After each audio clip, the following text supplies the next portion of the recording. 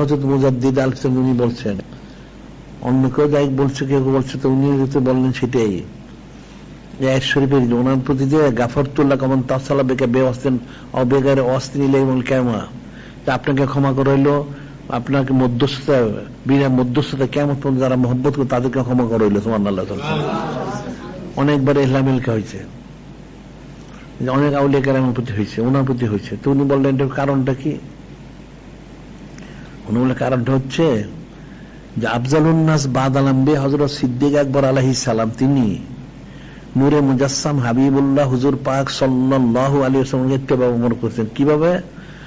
যে নূরে মুজাসসাম হাবিবুল্লাহ হুজুর সমান নূরুদ দারাজাত মোবারক জেনে কত বড় দেখে নে, ওনার মাথা মোবারক সেখানে রাখছেন নি। আফজালুন নাস বাদাল আম্বিয়া সিদ্দিক নি।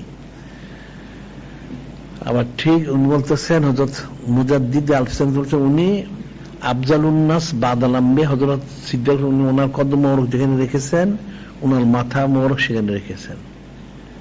এই জন্য যে ওনাকে উত্তম অনুসরণ করেছেন, আল্লাযিনা তাম বিহসান রাদিয়াল্লাহু আনহুম, এই জন্য আল্লাহ ওনাকে ওই মাকামটা দান করছেন।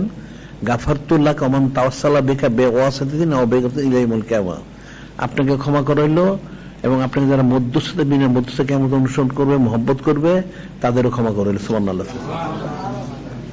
তাহলে তার অর্থটা কি হলো? তাহলে হযরত সাহাবী রাদিয়াল্লাহু আনহুর ফজিলতটা কতটুকু? একজন সাহাবী রাদিয়াল্লাহু আনহুকে উত্তম অনুসরণ করলে আল্লাহ পাক তার প্রতি সন্তুষ্টি মোবারক নাজিল করেন। শুধু তার প্রতি না, তাকে তো কবুল করলেনই, ওই ব্যক্তিকে যারা মহব্বত করবে তাদেরকেও ক্ষমা করবেন। কেন করলেন? হযরত সাহাবায়ে কিরাম রাদিয়াল্লাহু আনহুকে ইত্তেবা করার কারণে। তাহলে ওনাদের ফজিলতটা কত?